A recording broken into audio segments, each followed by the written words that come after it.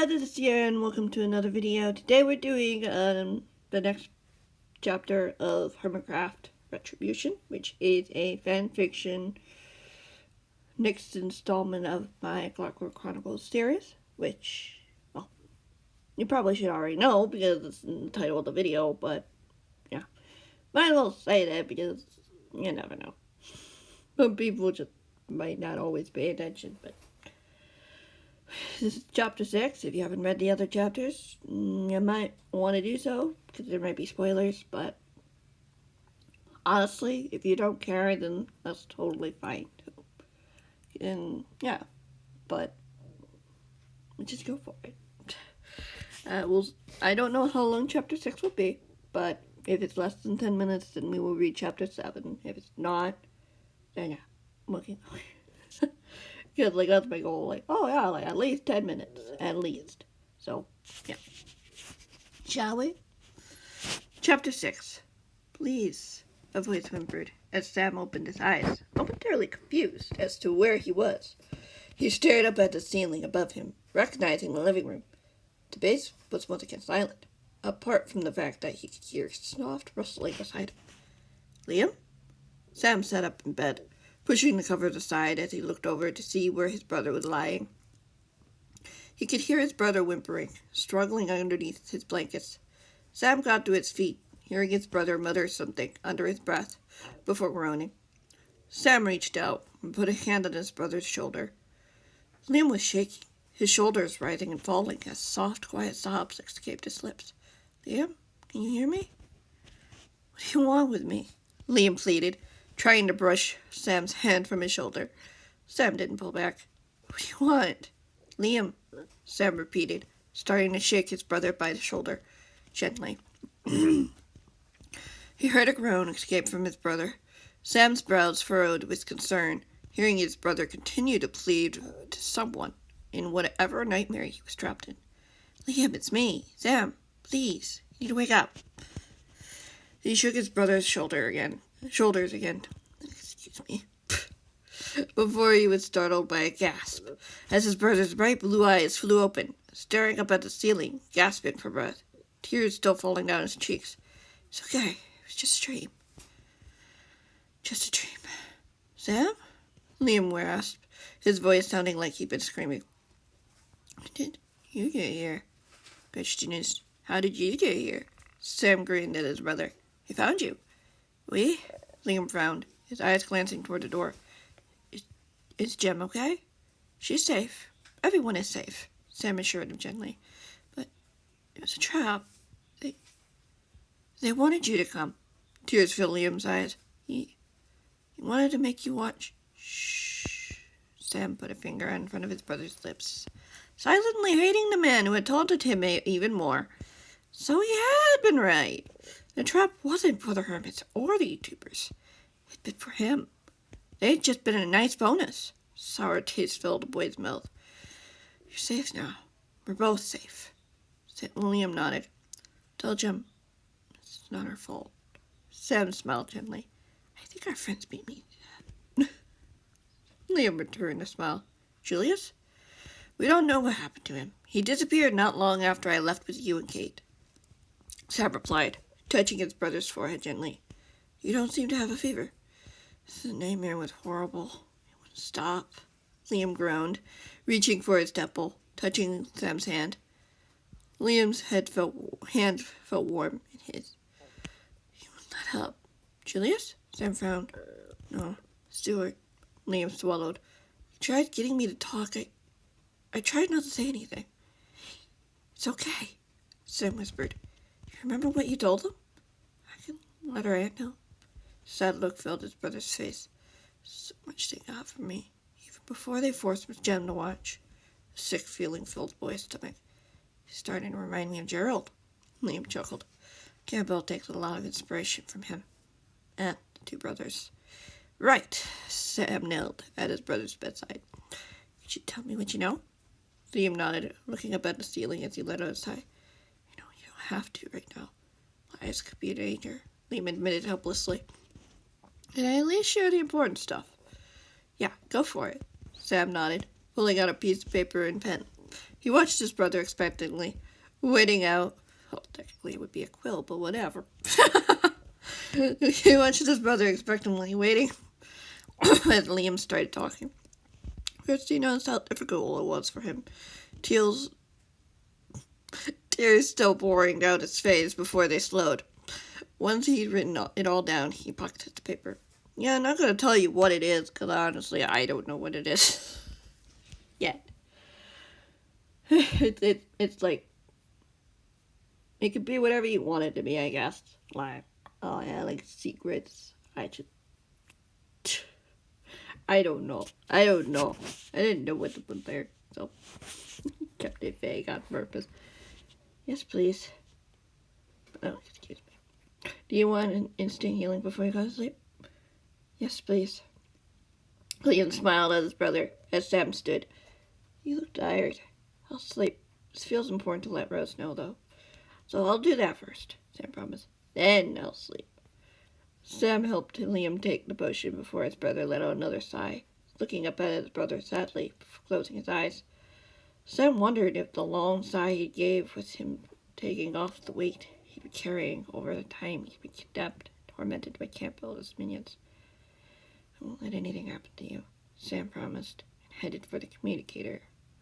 A moment later, taking the piece of paper as he typed in some coordinates to get in touch with his aunt. Sam sat up in bed with a jolt as echoes of an explosion filled his ears. Well, that was sudden. What was that? Sam blinked, seeing the torchlit room as he looked over at his brother. Another thing he hadn't woken up yet. Either he hadn't heard it, or he was too exhausted. Sam heard a scream as his blood ran cold, pushing the covers aside as he put his feet on the soft carpet. Let him go, Julius, a voice warned through the door. Sam recognized Jem's voice as he stood, going over to his brother to check if he was okay. Everything seemed fine. What was happening outside? Were they being attacked? He heard a scream before it was cut off as Jem let out a cry of anger. He did not just do that, Tango's voice replied, just as another scream filled the air. Grab the hermit so we can go, an unfamiliar voice muffled as Sam tensed. He looked over at his brother, then to the door, then back at his brother. He knew he shouldn't leave the hermits to fend for themselves, but he also didn't want to leave Liam alone.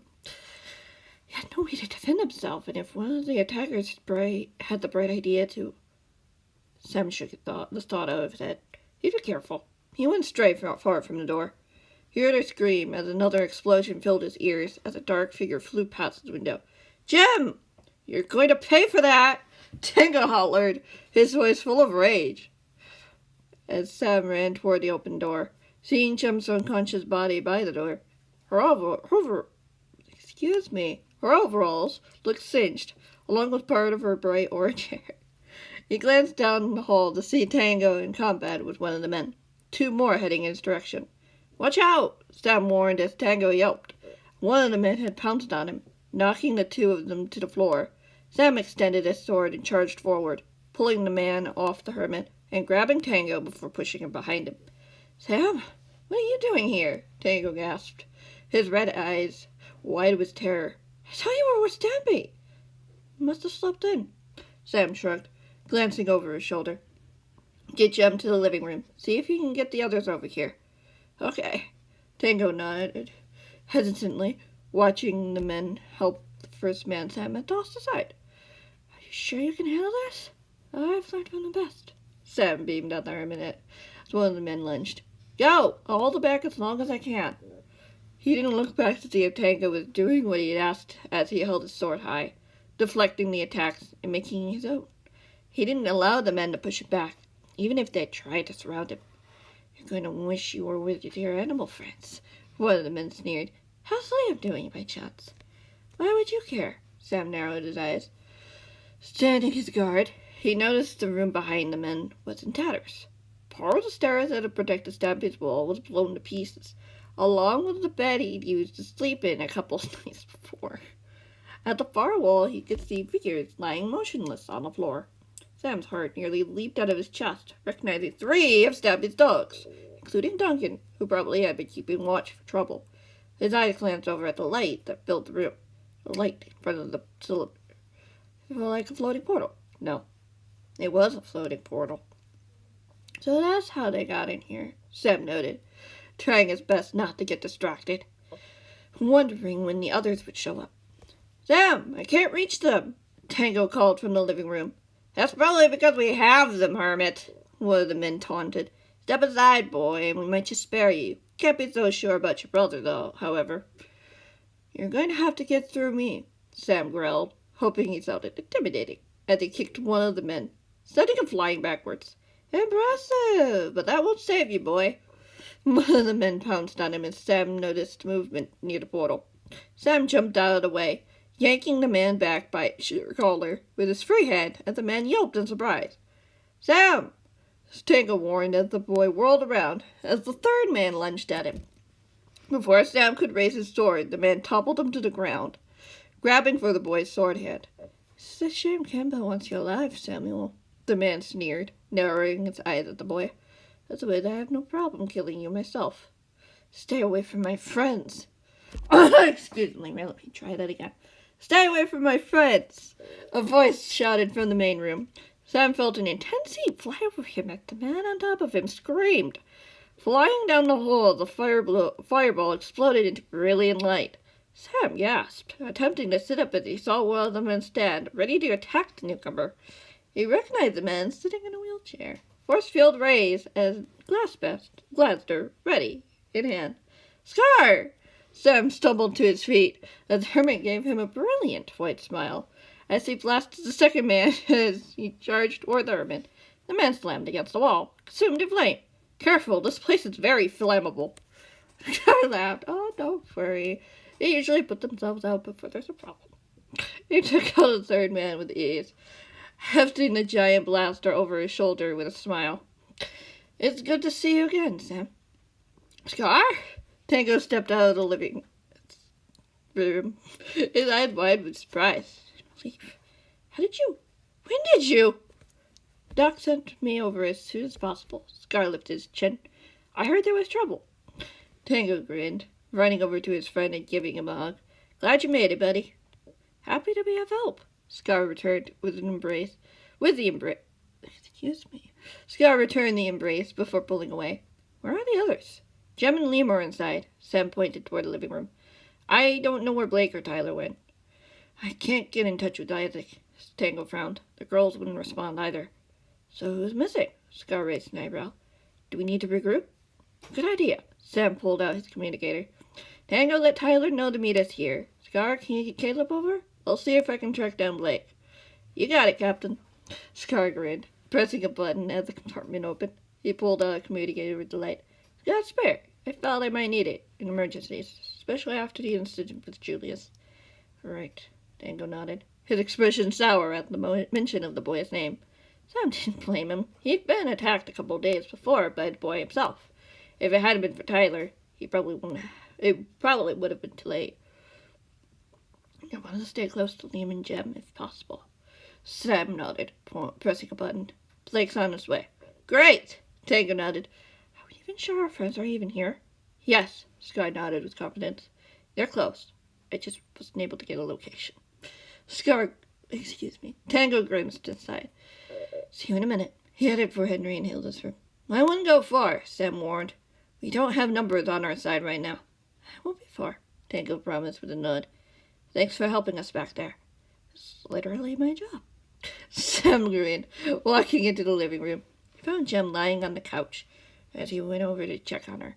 She groaned when he touched her gently on the forehead. Sam? Jem blinked, her eyes open, looking up at the boy. I'm here. Sam smiled gently.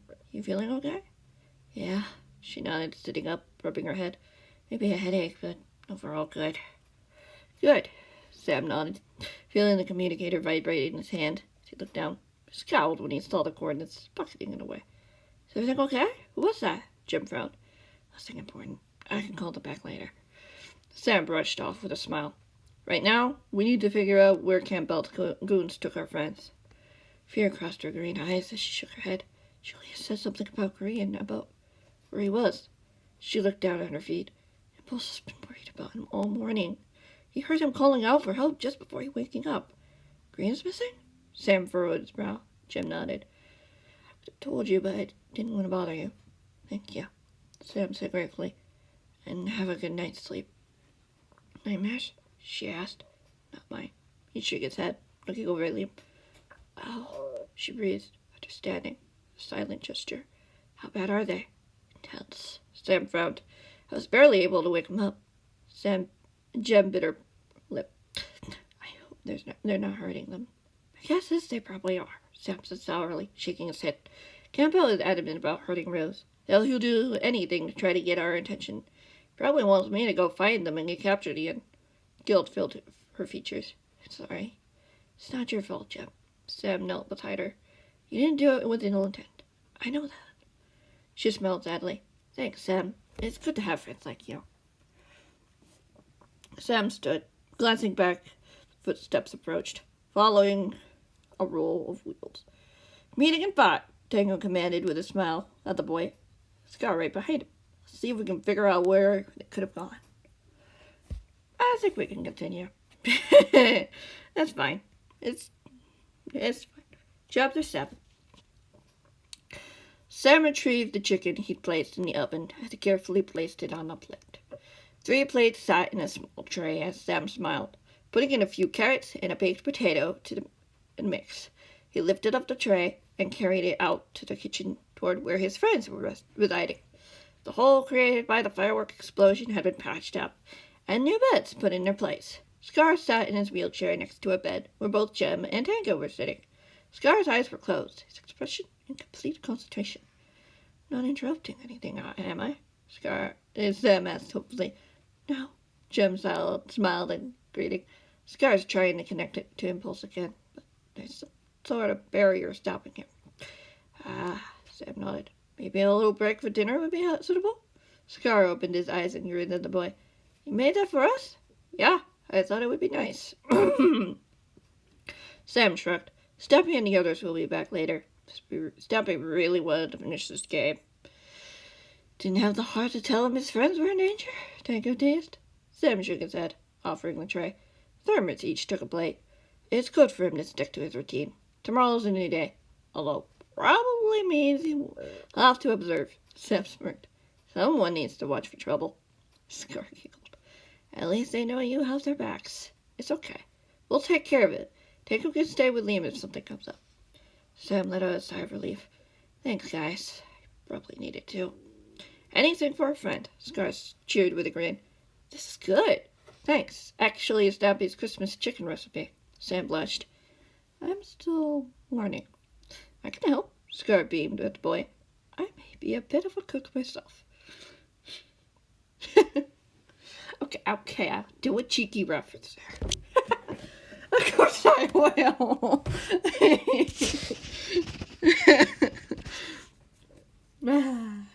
It is true, though. It is true. He is a bit of a cook himself.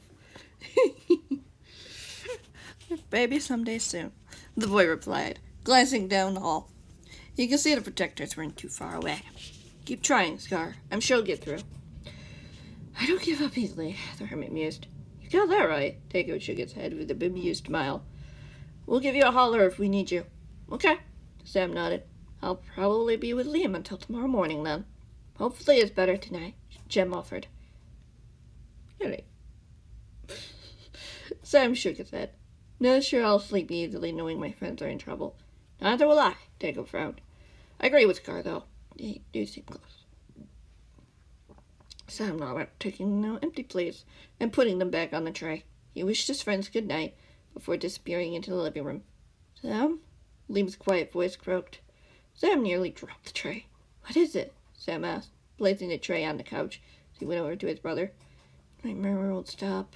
Liam shook his head, a tear rolling down his cheek. You're not in pain? Sam frowned. Really? Liam sighed. Just don't like being alone. I'm here, Sam assured him. I need to take care of the dirty plates, though. Hungry enough to sit up? Or do you want stew? Liam groaned, struggling to sit up. Surprising Sam when he managed it. Can you make one for me? Yes, of course. Sam smiled. Anything you need. Liam shook his head as his brother scooped up the tray, putting it and the dirty plates into the sink before making a plate for Liam. Carried it back to his brother, offering it to him. Thank you. Liam smiled, wincing when he took the plate from his brother. You need help? Sam knelt beside his brother's bed. I'll try to do this, Liam insisted, lifting up a chicken leg. Don't overexert yourself, Sam grinned. Take your time. I'm here if you need anything. Liam nodded. Have you heard from the guy lately? Sam swallowed, not meeting his brother's eye. Maybe. Liam continued to eat for a moment. Did he say anything? Threats, mostly, Sam said bitterly. You've already confirmed what he told me. It's Barley. Barley? Liam frowned. Some of our friends were captured. Sam shook his head. Scar, Tango, and Jem are trying to reach them, but it's not easy with their new upgrades. Liam nodded. How does the guy know so much? What I want to know, Sam sighed, staring up at the ceiling before meeting his brother's bright blue eyes. She could have been there sooner to help. Liam smiled weakly. What happened? Happened. You're here now. That guy, Campbell? He scares me. I don't blame you, Sam smiled. He wants us to pay. Liam looked at the empty plate. I don't like the cost. He won't get to you. Not again. Not ever, Sam insisted. As your older brother, I feel like I have the duty to protect you. Liam chuckled. I know how I felt when you disappeared. Maybe a little, Sam replied. I'm just glad you're still with us. Same. There's a lot of kids out there who need our help. Liam lifted his chin. And YouTubers. I've met a lot of cool people, and it sucked not being able to see them again. Agreed. Sam got to his feet, taking the plate from his brother. Let me clean up real quick, and I'll go to bed with you. You think we'll fit in bed? Liam asked, sounding mildly hopeful. Sam smiled. A memory when the two of them were younger came back to him. Liam had come into his room when he'd had a nightmare, and Sam had agreed to let him sleep with him. So long as it isn't too uncomfortable, I don't see why not, Sam agreed, ruffling his brother's curly hair before helping him lie down. Maybe I'll help with the nightmare. It'll help with the nightmare. I'd like that. The younger boy smiled wistfully. Sam nodded, entering the kitchen and cleaning the dirty plates before returning them to their place. Once he was done, he came back to the living room, seeing Liam had scooted over, taking the wall. Sam smiled, sliding in next to him, pulled the blankets up. Sweet dreams, Liam. I can't with that, Sam replied, letting Liam rest his head on Sam's shoulder. You could hear his brother's soft breathing as he pulled him closer gently. He could smell a hint of smoke and oxide daisy in his brother's curly hair as he closed his eyes. He wanted this moment to last forever.